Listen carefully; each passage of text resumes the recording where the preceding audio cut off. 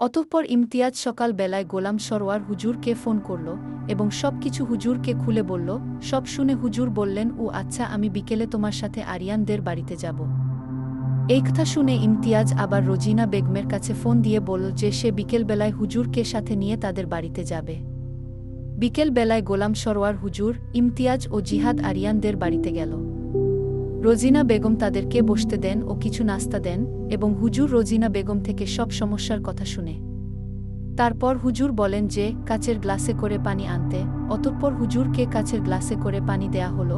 উনি কিছু একটা পরে পানিতে ফু দিয়ে কিছুক্ষণ কি জানি পানিতে দেখলেন। তারপরে হুজুর বলতে শুরু করলেন, আরিয়ান যে ওই দিন তার বন্ধুর বোনের গায়ে হলুদের অনুষ্ঠান থেকে ওই পুকুর পাড়ের রাস্তা দিয়ে আসতেছিল, ওই পুকুর পাড়ে একটা কদম গাছ আছে।